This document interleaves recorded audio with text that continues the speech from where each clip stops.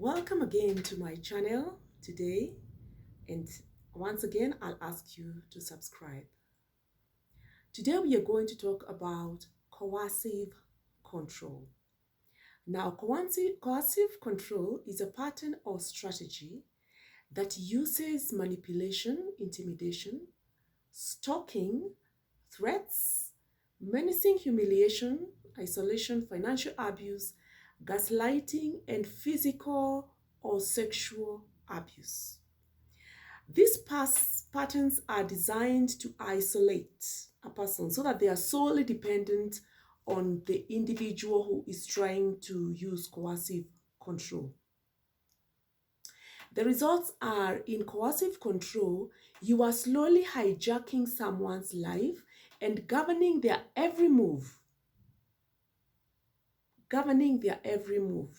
So that one lives in constant fear and menacing. It is a deprivation of someone's human rights and their liberties. Now, what does it look like? Coercive control looks like threats that are unsettling. For example, I can say, you know I can kill you. I can maim you. I'm going to show you that you need me. Another way of coercive controlling is insulting your friends and family and shaming you so that I have insulted your friends and family so much that I have isolated you from them. All your people, they think they are all that. They have such attitude. All your friends, they have become bad influence to you. I don't want to see you with those friends. So at the end of the day, you end up becoming isolated. It can also mean isolating you from your job. How does someone do that?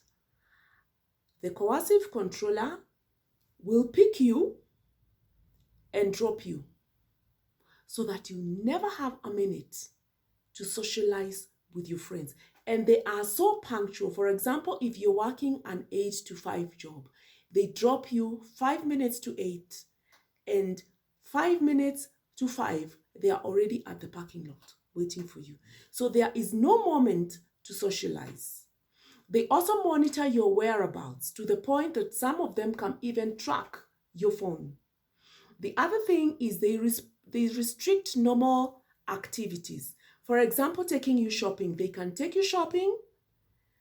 Some will wait for you at the car, or others will literally take you into the supermarket and walk around with you so that you have no time. At no point are you able to interact.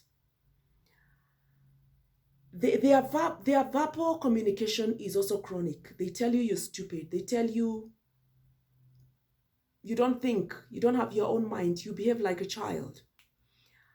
The other thing is, if you happen to have friends, they'll keep asking your friends where you are.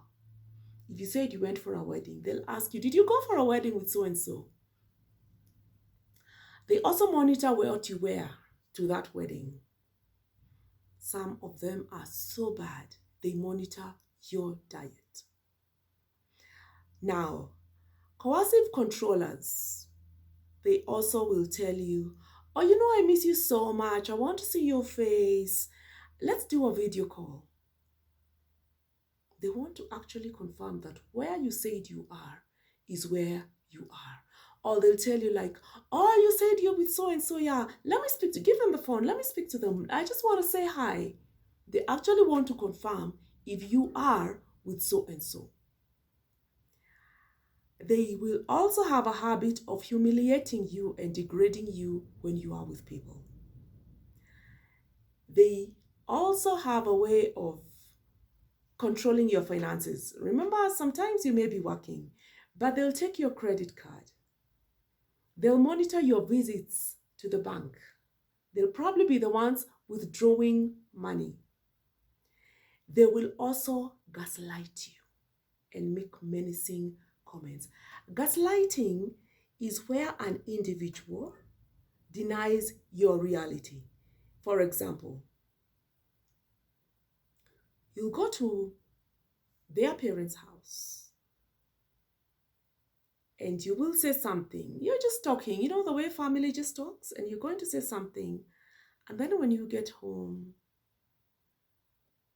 you'll probably revisit the situation and you'll say the same thing that your in-law said, that probably complimented you, and they say that's not what they said.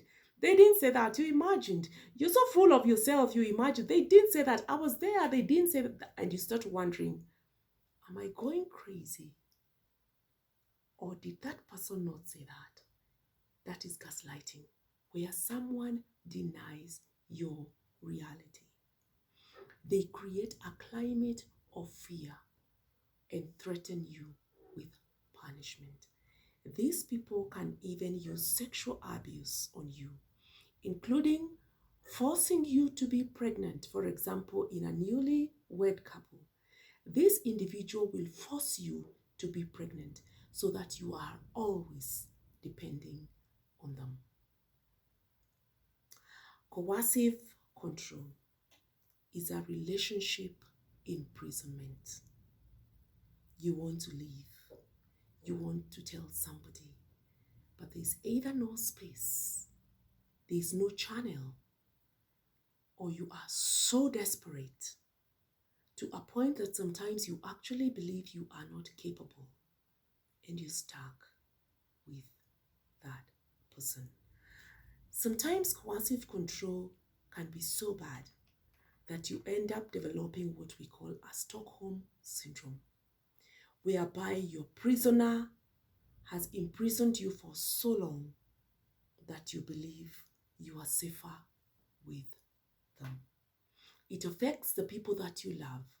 It affects your family, the people who love you, because sometimes they can see what's going on, but it depends on you to get out of that situation. Now, unfortunately, in some countries, coercive control is not deemed as abuse because the authorities will tell you, those are your domestic issues. We are not engaging. So there will not be a restraining order on this person. And that's why you find a lot of murder, if not suicide. If the person who is coercively controlled does not commit suicide, it may reach a point where they commit murder because they've had enough and the government will help. They just decide to kill this person. Now, the perpetrators of coercive control, because you're probably wondering, how does someone get to become like that? They lack empathy. They have a high sense of entitlement. So if you watched my last video where I was talking about why people finally leave at 50 or at their old age, it's because you have lived with this person for so long, he has behaved in such a manner for so long that he has gotten a sense of entitlement. So perpetrators of coercive control have a sense of entitlement. And for you who is controlled, you probably inadvertently enabled them. The other thing is they are controlling and they are motivated by power. They also have a very shallow way of handling stress and disappointment. So it manifests as rage. Now, a person with coercive control is also hypersensitive and arrogant. This hypersensitivity makes this individual very insecure. Hence the monitoring.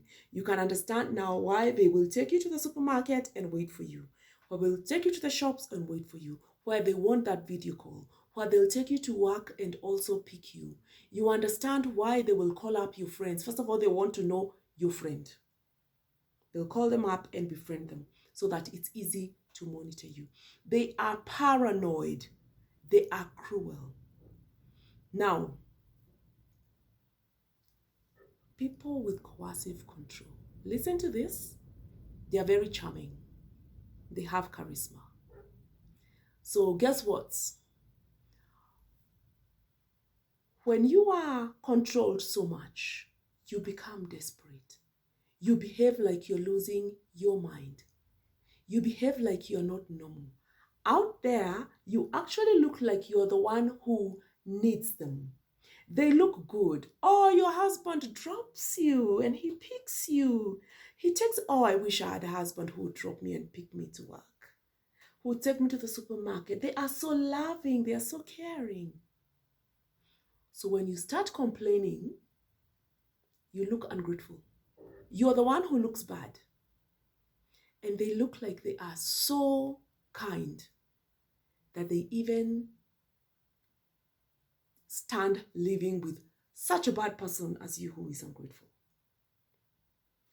Coercive control is a spectrum. It's a spectrum and it's dangerous because the people who live with individuals who have coercive control can easily get into depression. When you're controlled so much, you become desperate. And like I said, when you try to talk about it, no one listens to you. So it's easy to get into depression. You might end up losing your support system if you even have any at this rate. So you end up believing you're actually stupid, you're actually worthless. You end up believing that you really need these people. When you are gaslighted and you lose your sense of reality, it's very, very damaging. Now, I strongly recommend that you consider speaking to somebody early in advance. Someone who will listen to you, actively listen and investigate what you're saying. Coercive control is abuse. And I wish many of us would realize this and save individuals the danger of the emotional abuse. The abuse is psychological, emotional, and social because we are social animals. So when you are denied social interaction to a certain extent, then it's not fair. Talk to somebody if you're going through coercive abuse. Explore options to address this abuse so that you can get help. If you have access to a therapist, whether online, or if you have that little gap where you can take time and see a therapist, please do that because you are going to get techniques on how to deal with such a relationship. So thank you very much. I hope this has helped. And please continue giving your feedback. I appreciate because it is through your feedback that I'm able to get other topics on which I can share. Thank you very much. Remember, please subscribe. Thank you.